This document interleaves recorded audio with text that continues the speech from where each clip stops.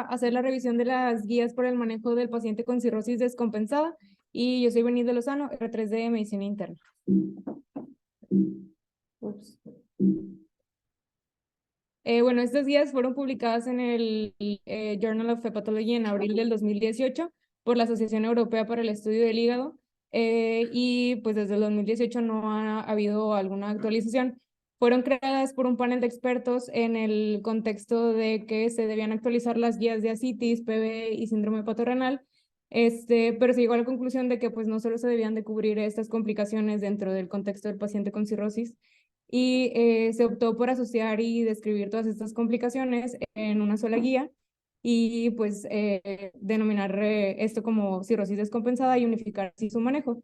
Se utilizó la evidencia que se recabó de bases de datos como PubMed y Cochrane hasta 2018 y pues recordar que aquí se establece la definición como tal de cirrosis descompensada.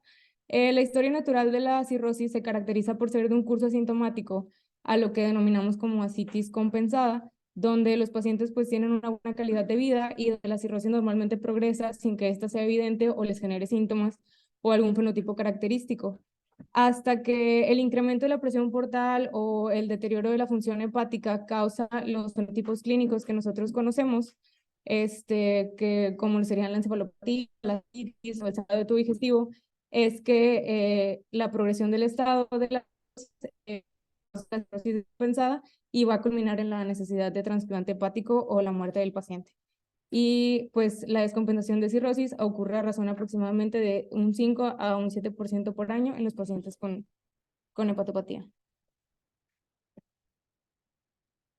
Bueno, recordar que la cirrosis pues es una enfermedad sistémica que tiene afectación multiorgánica y que tiene distintas afectaciones. Entre ellas va a haber una disfunción inmune que afecta la inmunidad innata y la adquirida.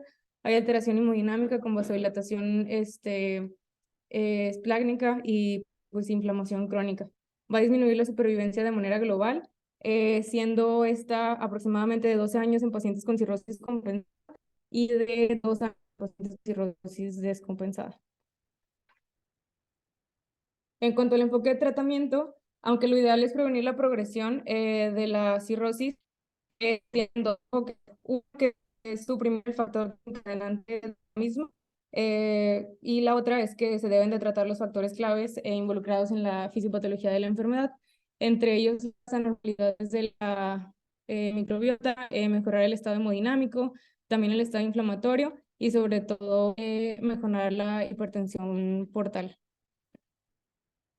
Suprimir, por ejemplo, el factor desencadenante o los factores de riesgo va a ser bastante efectivo para prevenir las descompensaciones futuras y va a mejorar el desenlace de los pacientes. Y pues aunque se trata de corregir los factores claves que se involucran en la fisiopatología, pues no siempre se logra hacer el control de los mismos. En cuanto al contenido de la guía y que vamos a tratar de cubrir en esta presentación pues lo más breve posible, vamos a empezar con el manejo de ascitis no complicada y refractaria, manejo de hiponatremia, de hemorragia gastrointestinal, hablar un poco de sangrado varicioso y de hipertensión portal, de infecciones bacterianas en pacientes con cirrosis como peritonitis bacteriana espontánea y otras infecciones como neumonías, infección de vías urinarias o celulitis. Después un poco sobre lesión renal, cubriendo lesión renal aguda y síndrome hepatorenal, la falla aguda sobre crónica y la insuficiencia suprarrenal relativa. Al final, pues de manera muy breve, hablar sobre complicaciones cardiopulmonares y síndrome hepatopulmonar. Y aunque no se manejan en esta guía como tal, incluí de manera muy breve algo sobre encefalopatía hepática, criterios de terminalidad de la enfermedad hepática y pues cuidados paliativos en pacientes con cirrosis.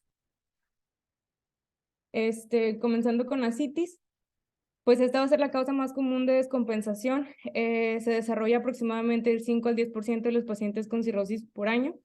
Y el pilar de o causa fundamental de la formación de ascitis va a ser la retención de sodio que se provoca por la afectación del sistema renina-angiotensina-aldosterona y el sistema simpático. Y va a ser como tal la causa directa de otras complicaciones como la peritonitis bacteriana espontánea, disfunción respiratoria o incluso la aparición de hernias abdominales. La aparición de ascitis va a disminuir la supervivencia de los pacientes con cirrosis del 80% en pacientes sin ascitis a un 30% en pacientes que desarrollan esta complicación y la mortalidad en pacientes con ascitis va a ser del 50% a 2 años.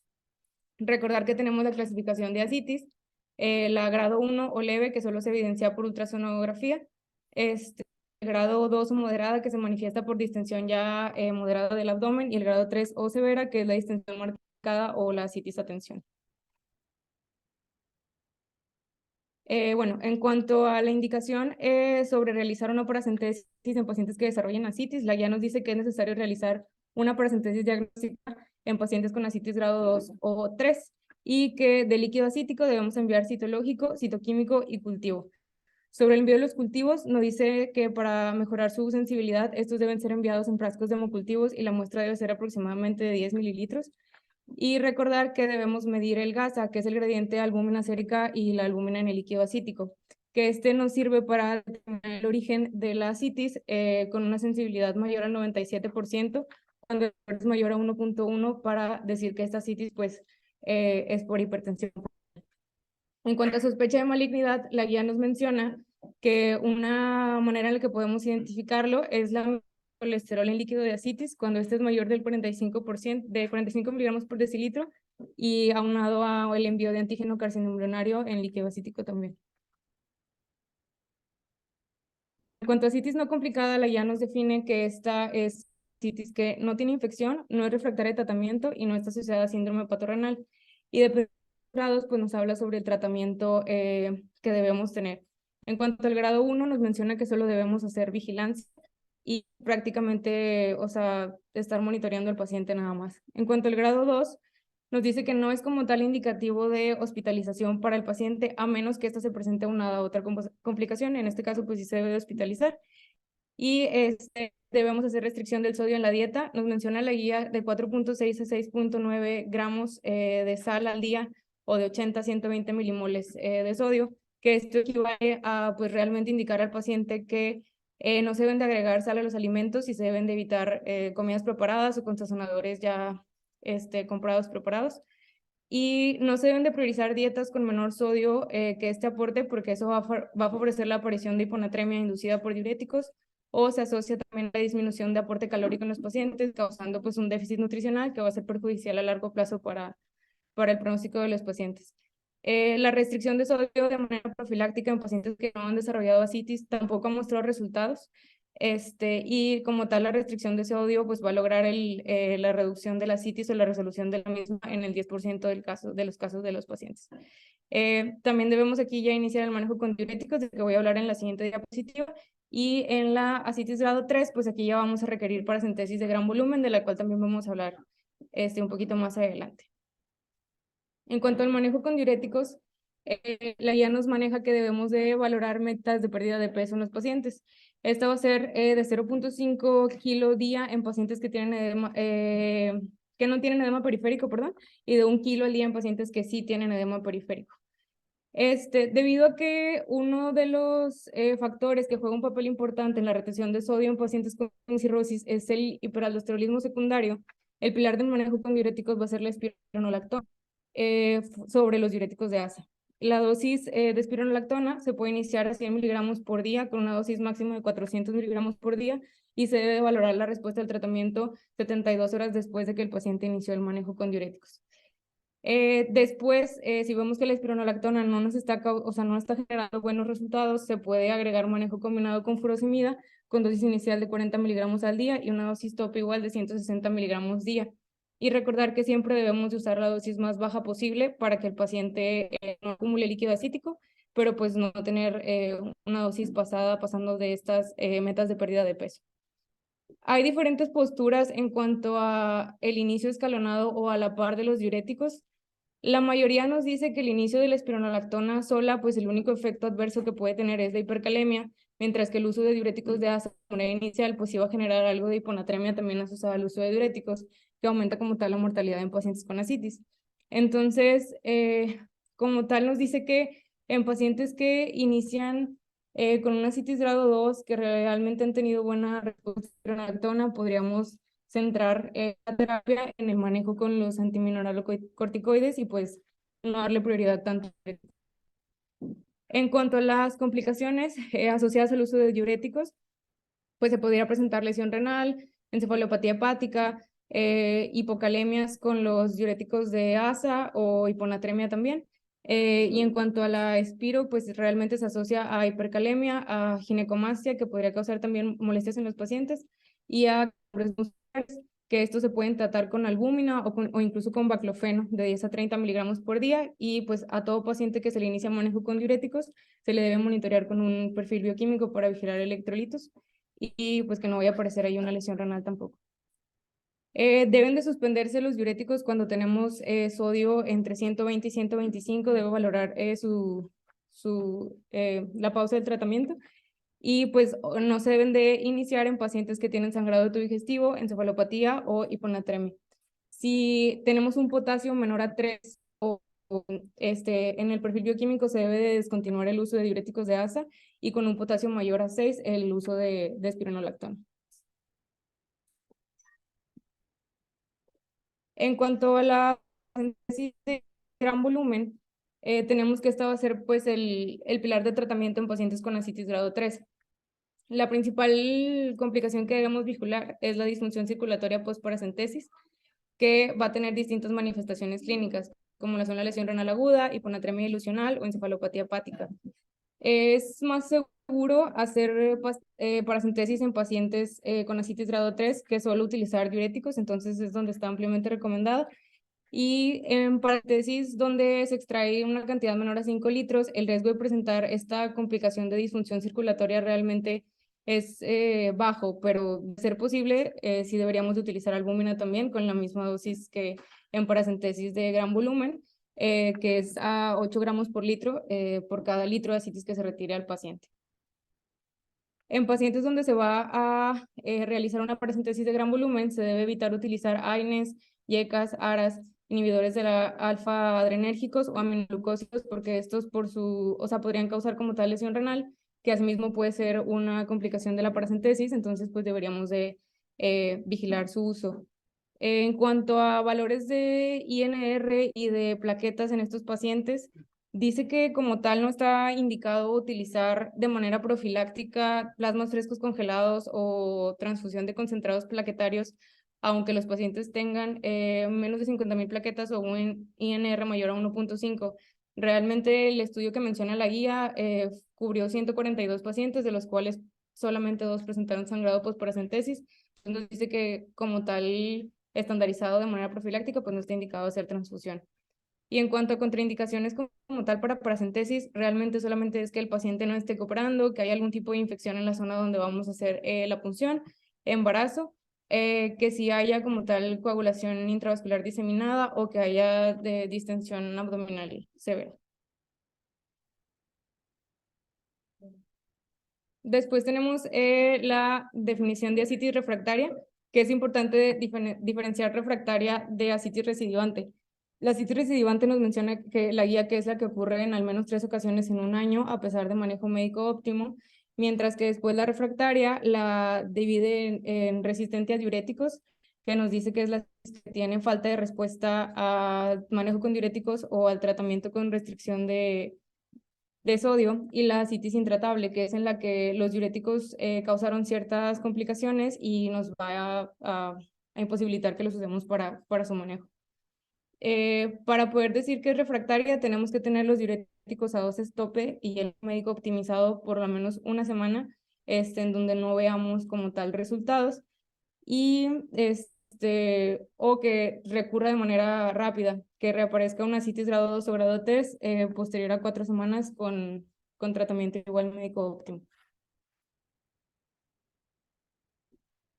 En este caso de la ascitis refractaria nos menciona que la primera opción terapéutica va a ser la paracentesis de gran volumen y el uso de albúmina, como lo habíamos mencionado anteriormente. Y si vemos que los diuréticos pues realmente no están causando efecto, deben de retirarse a menos que la excreción renal de sodio pues sea mayor a 30 milimoles por día. Si vemos que no están teniendo efecto como tal, deben retirarse. Se debe de evitar el uso de betabloqueadores en estos pacientes, y pues la alternativa del tratamiento es el TIPS, que es el Transjugular Intrahepatic Portosystemic Shunt. Y lo que va a generar es que descomprime como tal el sistema portal, haciendo un shunt entre una rama intrahepática portal con una rama de la vena hepática, lo que va a mejorar como tal la viremia efectiva, que mejora la función renal y el aumento de la excreción de sodio, mejorando pues, la excreción de la eliminación del líquido acítico. El éxito de TIPS realmente menciona la elección del paciente adecuado y nos dice que pacientes con cirrosis muy avanzada pues realmente no van a tener efecto beneficioso del TIPS. Entonces, en estos pacientes, por ejemplo, Child-Pugh pues no está indicado utilizarlos. Tampoco en pacientes que tengan bilis de más de 3, plaquetas que estén en menos de 75,000, encefalopatía, falla renal ya progresiva, que tengan una infección muy avanzada, disfunción sistólica o diastólica o pacientes con hipertensión pulmonar. Entonces, realmente, aunque sí es una buena opción, no todos los pacientes son candidatos a tenerla. Y pues en nuestro medio realmente no es algo a lo que tengamos acceso, por ejemplo, aquí en el Metropolitano. Otra de las opciones que realmente solo se ha usado como en ciertos ensayos clínicos es el alpha pump, que es la derivación de líquido acítico a la vejiga y el paciente lo elimina pues por la orina líquido acítico, pero también todavía no está aprobado, se está estudiando y pues realmente todavía no se ha estudiado si realmente tenga repercusión sobre la mortalidad o no en los pacientes. Después, en cuanto al hidrotórax hepático, tenemos que es la acumulación de trasudado en el espacio pleural en ausencia de enfermedad cardíaca o pulmonar. Este se desarrolla de manera secundaria a defectos diafragmáticos que normalmente son más predominantes en el lado derecho del tórax y causa movilización de la citis de la cavidad abdominal al espacio pleural. Puede causar falla respiratoria, se debe de hacer una toracocentesis por el estudio del líquido y se pueden utilizar también diuréticos a las dosis que habíamos mencionado. El TIPS también es una buena opción para su resolución. Y los defectos diafragmáticos se pueden utilizar se pueden estudiar, perdón, con diferentes estudios como ultrasonografía con Doppler, resonancia magnética, y en caso de que sean defectos que sean pues muy significativos, se puede colocar incluso una malla de manera quirúrgica y eso mejoraría pues la recurrencia del hidrotórax. También se puede utilizar pleurodesis, donde hay una respuesta hasta del 72% en los pacientes en los que se utiliza, y la supervivencia media de pacientes que desarrollan hidrotórax hepático pues es de 8 a 12 meses. Bueno, pasando a la siguiente complicación, esta va a ser la hiponatremia. En pacientes, nosotros conocemos que la hiponatremia normalmente la empezamos a caracterizar en valores de sodio menores a 135. En pacientes con cirrosis se toma en cuenta un valor a sodio menor a 130, y la hiponatremia se va a asociar a mayor mortalidad. Hay que primero clasificar la hiponatremia en estos pacientes, que puede ser hipovolémica o hipervolémica. La hipovolémica la tenemos en pacientes donde no hay edema o no hay presencia de ascitis, y esto realmente se puede deber a que haya una baja ingesta de sodio o un uso excesivo de diuréticos. La manera de corregirla pues es la expansión de volumen con solución fisiológica al 0.9% o soluciones isotónicas y corregir la causa. Es decir, si son diuréticos lo que la están causando, pues descontinuar su uso y con eso deberíamos de corregirla. En cuanto a la hipervolémica, esta va a ser la más común y aquí pues debemos de tomar en cuenta también incluir la restricción de líquidos a 1 litro al día y pues el uso de diuréticos. El uso de soluciones hipertónicas se va a limitar solamente a los casos de hiponatremia sintomática, que realmente es muy rara que ocurra en pacientes con cirrosis, y en pacientes que se someten en un futuro cercano a trasplante, es decir, que en unos días van a someterse a trasplante y debemos corregir de manera rápida la hiponatremia. Si no, realmente no están indicadas estas soluciones. Y la corrección va a ser igual de 5 milimoles por litro en la primera hora y no más de 8 milimoles por litro en las siguientes 24 horas. Después, bueno, ahí mencionar nada más, lo otro que nos menciona la guía como opciones terapéuticas a futuro son los baptanos, pero nos dice que realmente no están autorizados todavía por la FDA para su uso a largo plazo y se asocian a un aumento en la mortalidad por todas las causas. Entonces, actualmente solamente están autorizados para SIAD y pues no tenemos uso en el contexto de estos pacientes.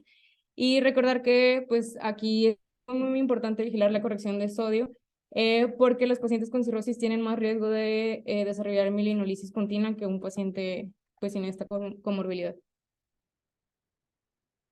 Ahora sí, en cuanto a la hemorragia gastrointestinal, el sangrado varicial va a ser el causante del 70% de los episodios de sangrado de tubo digestivo en pacientes con cirrosis y es la segunda causa más común de descompensación después de la citis.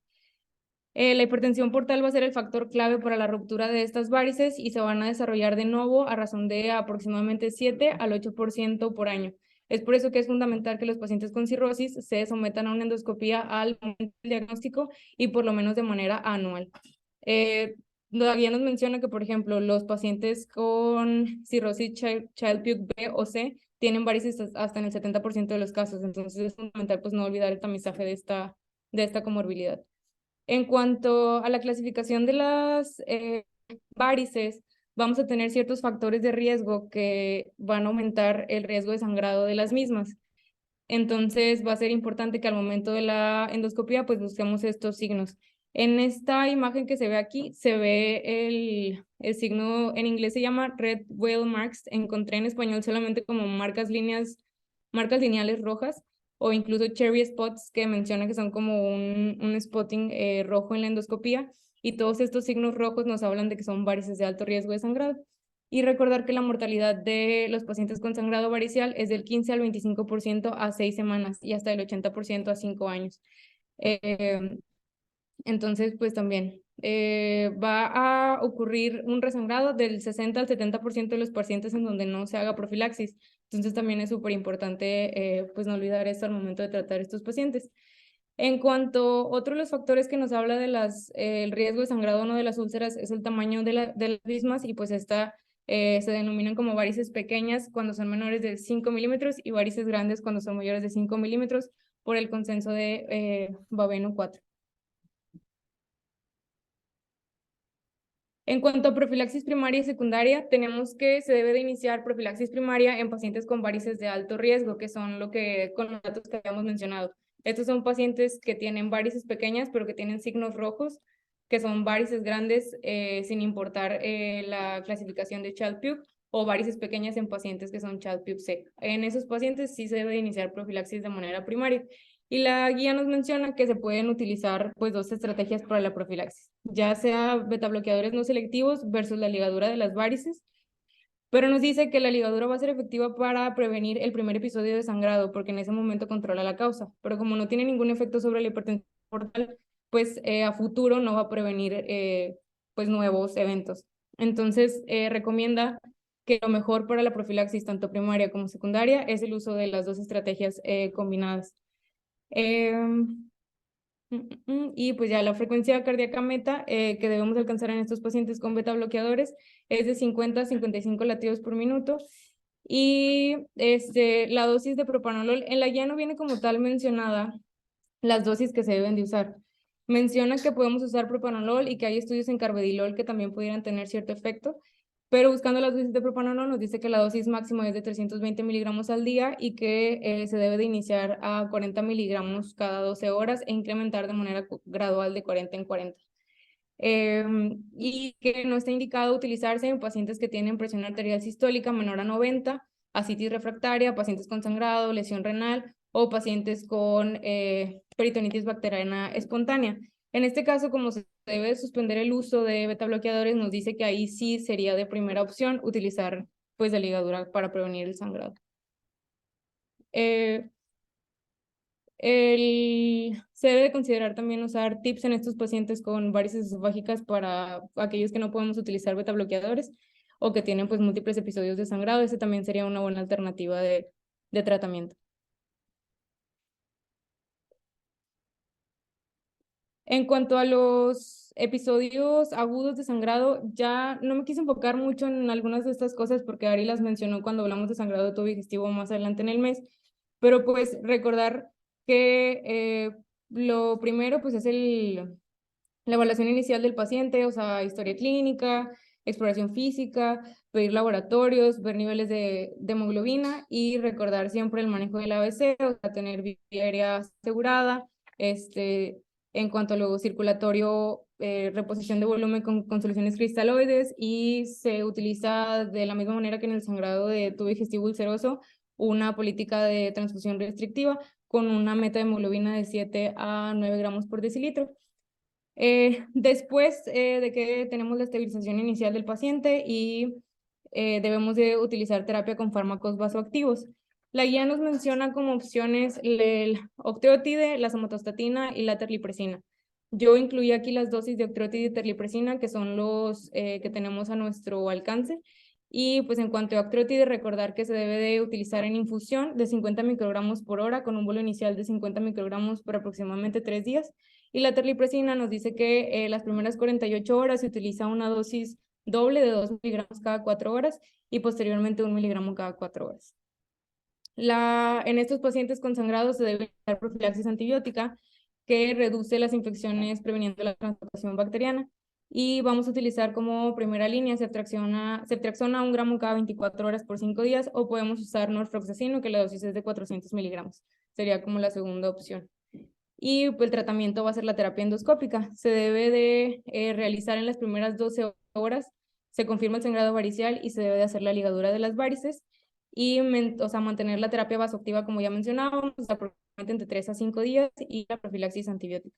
Se logra el control en aproximadamente el 85% de los casos, y aquí es donde igual debemos de considerar el uso de TIPS para prevenir de estado, y en pacientes donde continúan con sangrado, pues se puede utilizar un TIPS de rescate para mejorar la supervivencia.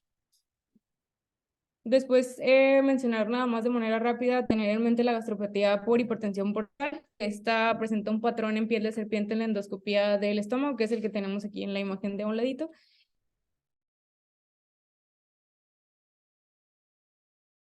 Y vamos a evidenciar en los pacientes anemia ferropénica, y el tratamiento va a ser igual con beta bloqueadores y suplementación de hierro. El tratamiento igual va a ser endoscópico, se utiliza cianoacrilato y se debe igual considerar TIPS o la embolización en caso de que haya algún sitio activo de hemorragia.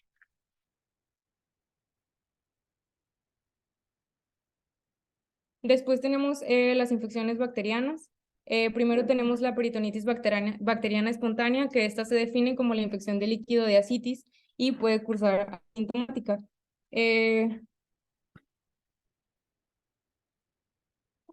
Ya. Para su diagnóstico, pues se requiere paracentesis, y lo vamos a obtener cuando en el conteo celular de líquido acítico obtenemos más de 250 células polimorfonucleares. El cultivo va a ser negativo en el 60% de los casos, y eh, tenemos un conteo, denominado que es la bactericitis. Esta nos habla de que es cuando tenemos un conteo celular menor a 250, que no nos cumple como tal criterio para PBE, pero un cultivo positivo. Normalmente esta va a ser asintomática, y a largo plazo los pacientes van a desarrollar peritonitis bacteriana. No debe ser como tal tratada a menos de que esté causando deterioro en el estado clínico del paciente, y se debe realizar una segunda paracentesis si los cultivos son positivos. Si tenemos un cultivo, pues ahí está un tratamiento dependiendo de la sensibilidad, que es para lo que pues va a ser fundamental. Y también se puede desarrollar empiema espontáneo, como la complicación del hidrotórax asociada a la ascitis, y el diagnóstico va a ser exactamente igual que el de la PB, con más de 250 células polimorfo, y el cultivo nos va a determinar el tratamiento. Hay que sospechar también de peritonitis secundaria en pacientes donde en el cultivo vemos diferentes organismos, o que al momento de la exploración clínica tienen datos de perforación, un conteo celular muy elevado, o hay falta de respuesta al tratamiento inicial. Cuando tenemos sospecha de una peritonitis secundaria o de perforación, debemos de realizar un TAC al paciente para descartar que no sea esta la causa. El tratamiento de la PBE se administra durante 5 a 7 días y se debe de revalorar a las 48 horas con paracentesis de control. La meta de tratamiento que debemos de lograr con nuestra terapia antibiótica es reducir en un 25% el conteo celular de líquido acítico. Y se recomienda de manera concomitante al uso de antibióticos la administración de albúmina a 1.5 gramos por kilo al momento del diagnóstico, y 1 gramo por kilo para prevenir que el paciente presente síndrome patorrenal.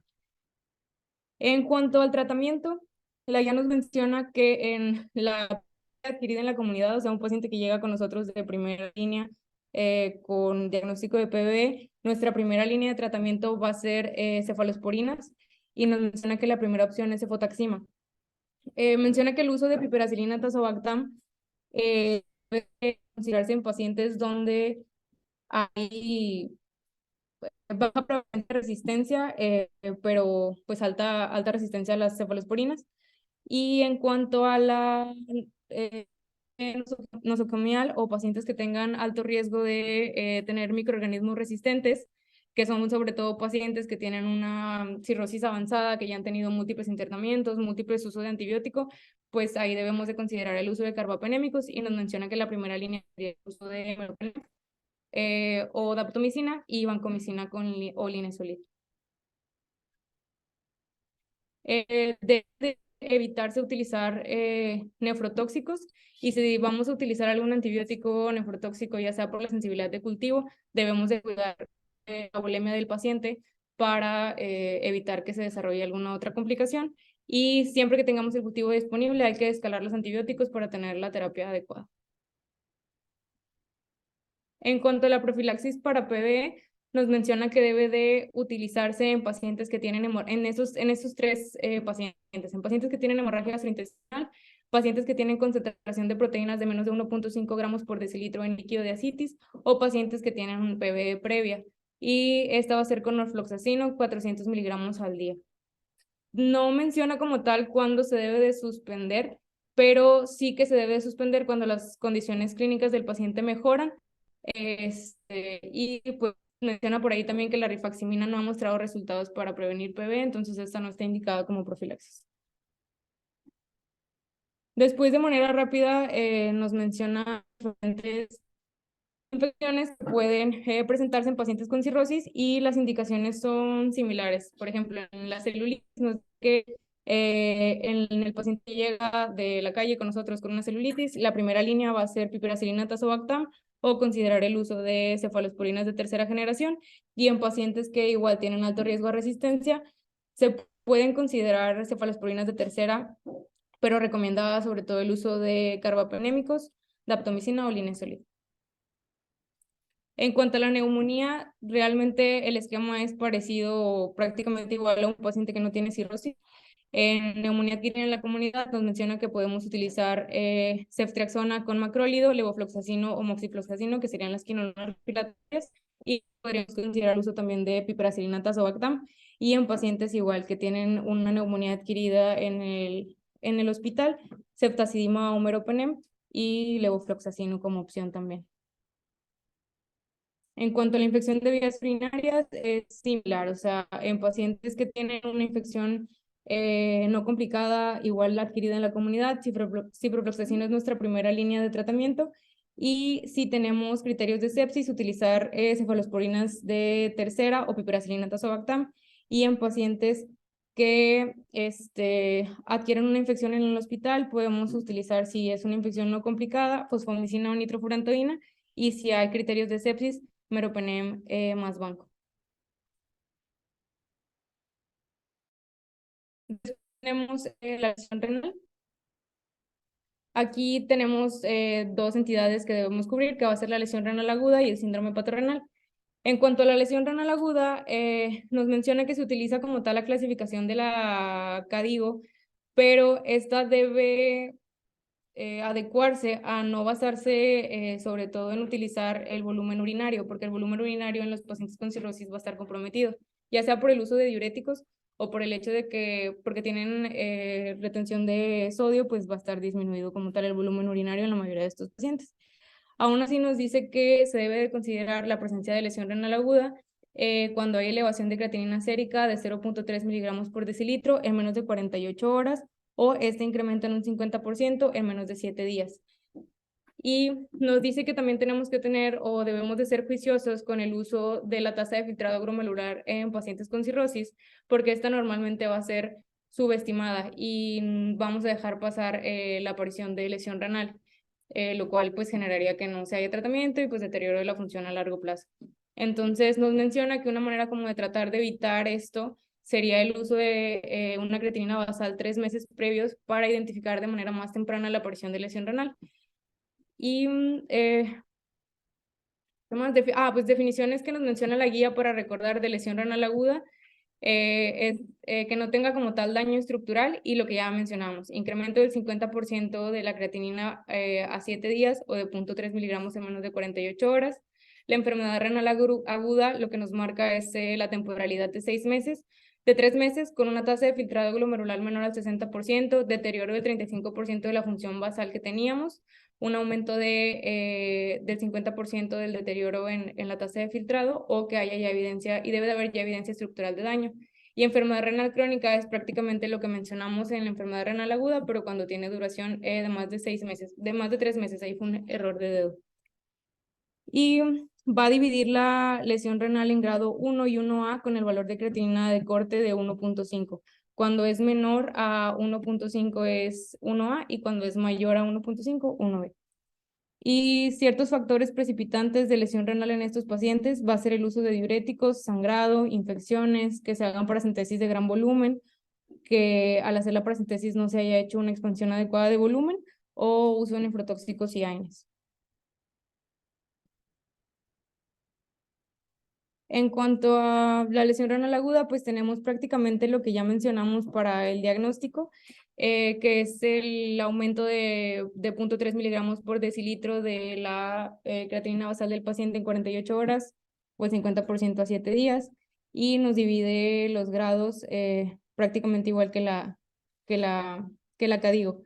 Y la progresión nos divide en lesión renal que progresa igual cuando aumentando la creatinina, que va a requerir terapia renal, o que hay resolución cuando esta vuelve a su valor basal.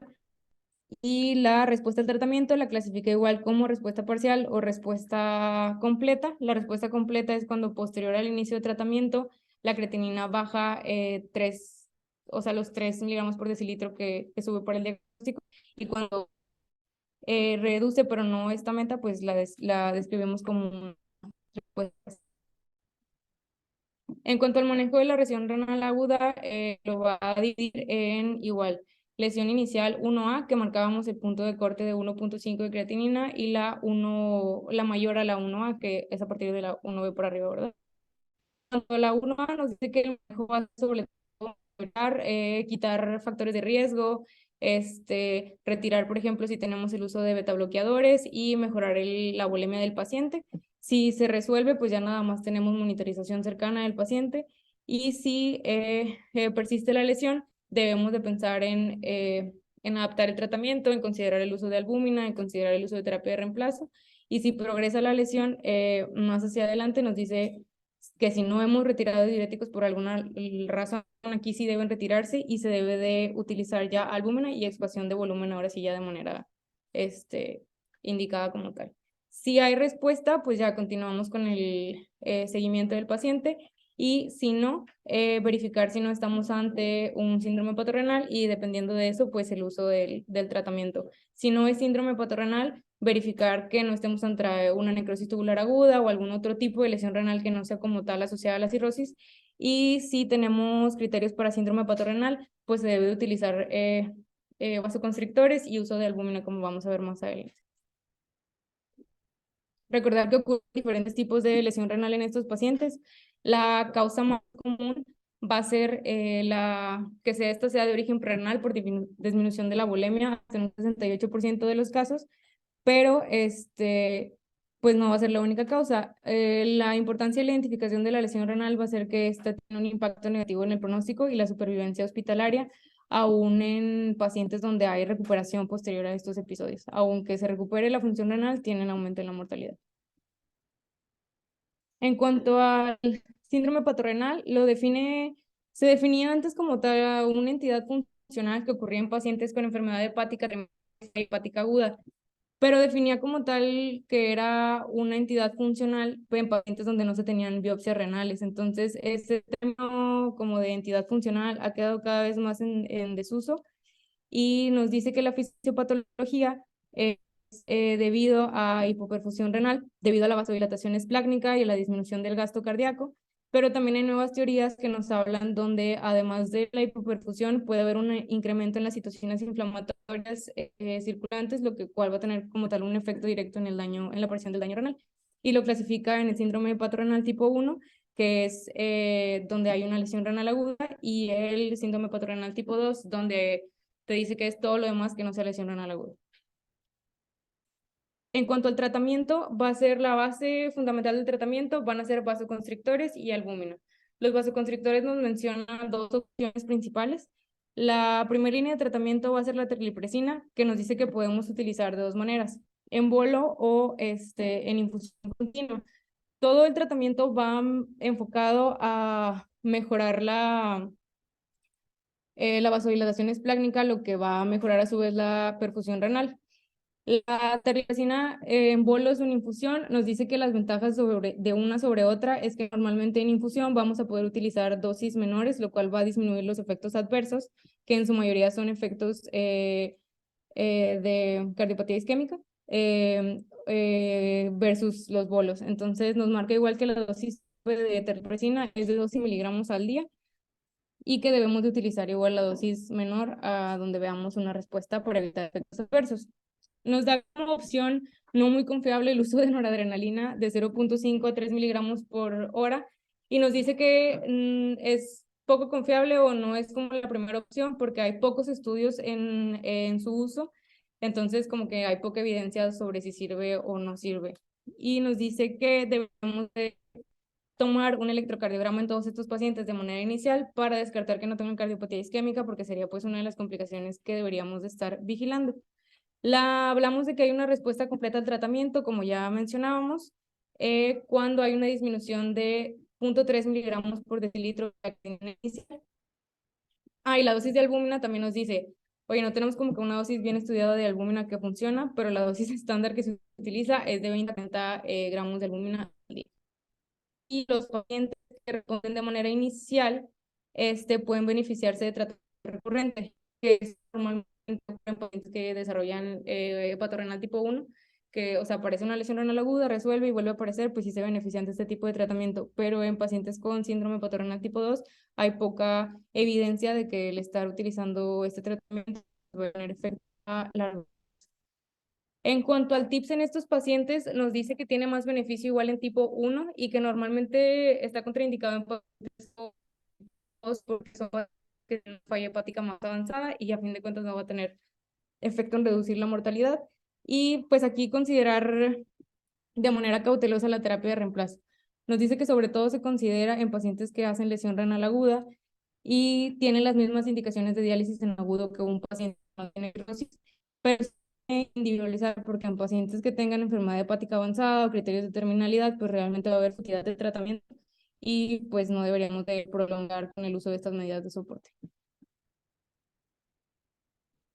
Después tenemos la falla aguda sobre crónica. Voy a tratar de irme un poquito más rápido porque todavía falta algo.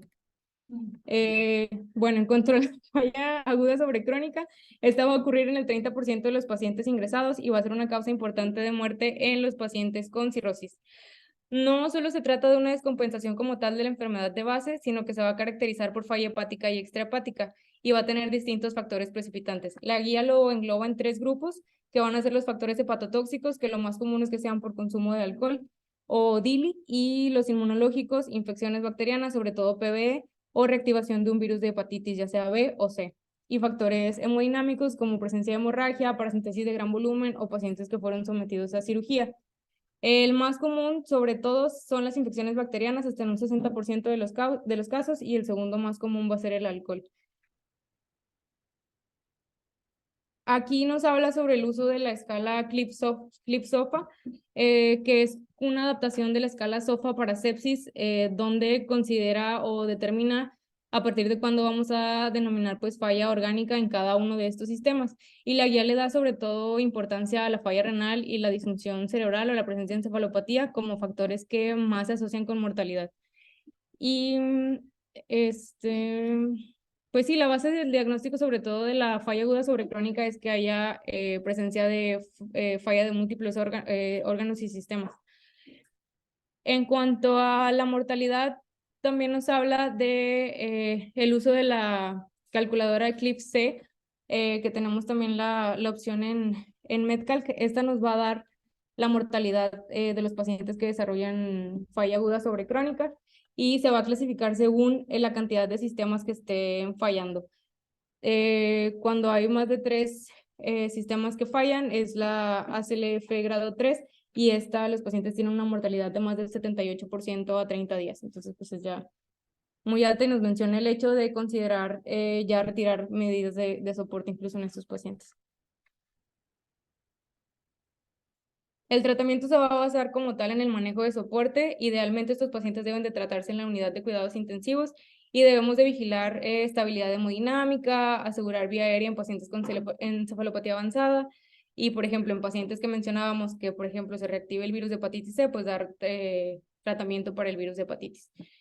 Se debe identificar y eliminar el factor precipitante de manera ideal, pero aproximadamente en el 50% de los pacientes no se logra identificar cuál es el factor que precipitó la falla, entonces pues no puede tenerse control sobre el mismo. Y el tratamiento definitivo para estos pacientes es el trasplante, que tiene una supervivencia a 3 meses del 80%, pero está contraindicado en pacientes donde hay falla de más de 4 órganos o que tienen una CLIPS score de más de 64 puntos. Y pues aquí debemos de ya comenzar a considerar incluso retirar, como les decía, tratamiento y verificar que el paciente pues no tenga como tal criterios de terminalidad. Después tenemos la insuficiencia suprarrenal relativa, que esta nos habla que es una condición de respuesta inadecuada del cortisol ante el estrés en el contexto de un paciente con enfermedad crítica. No se conoce como tal su fisiopatología de manera exacta, pero nos dice que hay una supresión del eje hipotalámico hipoficiario suprarrenal, que puede ser igual debido a la disminución de la volemia, que haya hipoperfusión de las glándulas suprarrenales. El diagnóstico se hace mediante la medición de cortisol, ya sea cortisol libre sérico posterior a la administración de una dosis de ACTH o de manera aleatoria. Y aquí fue un extra. El tratamiento, pues es como tal la reversión del estado de choque del paciente y no tiene como tal diferencia en la mortalidad. Puede haber igual, recaída y sangrado de tubo digestivo en los pacientes que utilizamos esteroides. Está pues algo en el metro y vamos.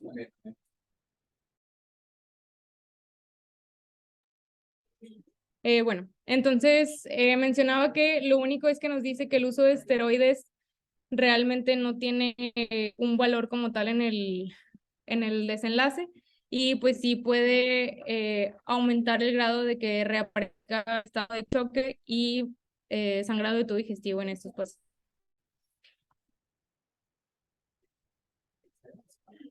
En cuanto a las complicaciones cardiopulmonares y el síndrome hepatopulmonar, tenemos que, vamos a tener dos, sobre todo la cardiomiopatía cirrótica y pues el síndrome hepatopulmonar. En cuanto a la cardiomiopatía, se refiere a la disfunción cardíaca crónica en los pacientes con cirrosis, que se caracteriza por una pobre respuesta contráctil ante el estrés. Aquí va a haber disfunción diastólica y prolongación del QT en estos pacientes. Y debemos de evaluar a todos los pacientes con cirrosis al momento igual del diagnóstico con una ecocardiografía de estrés de rutina o incluso también pacientes que van a ser sometidos a TIPS deben de valorarse con un ecocardio.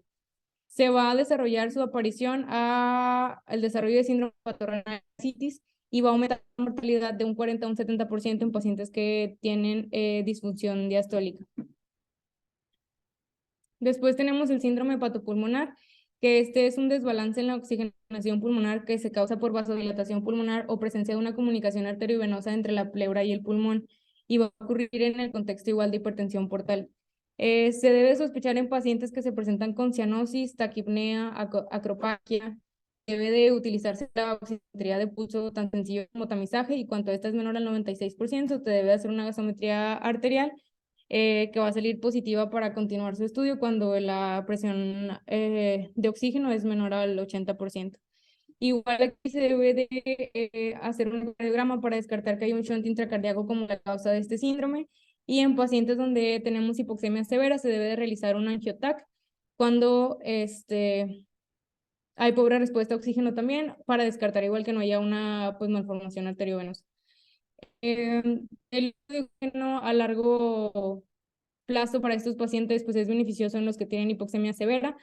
No se recomienda como tal el uso de TIPS en estos pacientes y estos pacientes que desarrollan cualquiera de las complicaciones cardiopulmonares también deben de ser puestos en lista de trasplante de manera inmediata porque va a ser el tratamiento a largo plazo. La guía no menciona encefalopatía hepática, nada más para recordar un poquito. Es una encefalopatía metabólica que es secundaria a la acumulación de amonio como la principal pues, causa de su fisiopatología y es secundaria a la alteración del metabolismo hepático con la incapacidad de realizar la conversión del amonio a urea. y la mortalidad es del 50% en el primer año en pacientes que presentan pues encefalopatía hepática. El tratamiento pues son las medidas antiamonio que ya conocemos, el uso de lactulosa, recordar que la dosis máxima para lograr que la microbiota intestinal esté balanceada y no vaya a generar encefalopatía es de 20 mililitros cada 8 horas al día, o se debe titular la dosis para llevar a 3 evacuaciones al paciente. Pero más de estos realmente no tienen beneficio, entonces podríamos toparlos con esa administración. Después está el uso de L-ornitina L-aspartato. Se evidencia su utilidad cuando el uso es intravenoso en pacientes que tienen pobre respuesta a la lactulosa, y la dosis es que se deben de aforar 6 ampolletas en 200 cc y se administra para 6 horas cada 24 horas de manera intravenosa. Y después tenemos también el uso de rifaximina a dosis de 550 miligramos cada 12 horas en pacientes que tienen recurrencia de la encefalopatía hepática.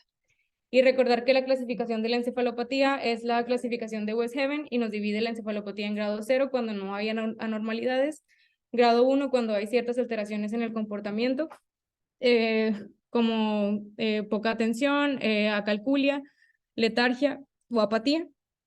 La número 2, donde ya hay presencia de asterixis. La número 3 nos menciona que ya hay somnolencia, estupor, falta de respuesta a estímulos o comportamientos extraños, y el 4 sería ya el estado de coma.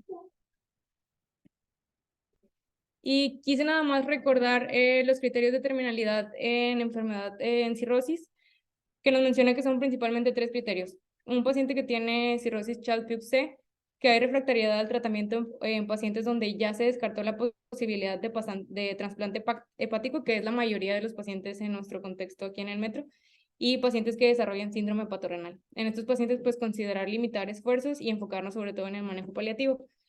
Y algo que a lo mejor para nosotros es poco conocido es que, por ejemplo, la Sociedad Americana tiene una guía específica para el manejo paliativo de los pacientes con cirrosis, y esto se enfoca en paliar sobre todo los síntomas que normalmente no tenemos en cuenta y que para nuestros pacientes, por ejemplo, que aquí no podemos ofrecerles otro tipo de tratamiento, pues deberían ser, más que como resolver o parchar todas estas complicaciones, enfocarnos en esto para los pacientes.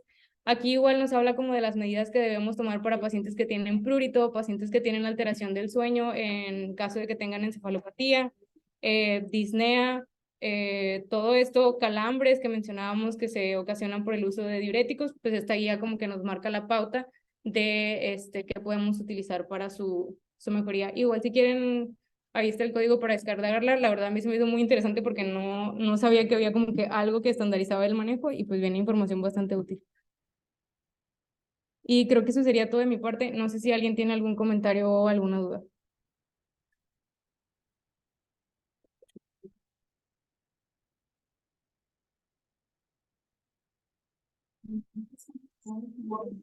Muy bien, Mary. Muy buena presentación. Me dio gusto que buscaste más allá de la guía en las cosas que pudieran servirles, y pues lo resumiste bastante bien porque sí era muchísima información y terminaste justo a tiempo. Por mi parte no hay ninguna duda. No sé si tus compañeros o tus profesores tengan algún comentario. Yo solo, además de felicitarte, Benny, quería agregar, creo, si no mal recuerdo, en la actualización de la Veno 5 ya establecen que el carvedilol sí puede, o sea, ya establecen que con evidencia que sí Que sí, es que en la guía, no sé si es porque ya es muy, o sea, ya es más viejita porque es del 18, ahí menciona que como que está en estudio, entonces bueno saber que ya lo podemos utilizar. Oye, duda, y luego también se administra a la par el Epamers con la lactulosa a pesar de que sea refractaria, ¿no? O sea, no. Se supone que sí los puedes administrar al mismo tiempo, pero te dice que de primera línea utilices la lactulosa y si ves que no hay resultado, pues agregas el Epamers. Pero, ajá, en pacientes que ya han tenido pues múltiples episodios, yo imagino que utilizar las dos al mismo tiempo no está mal.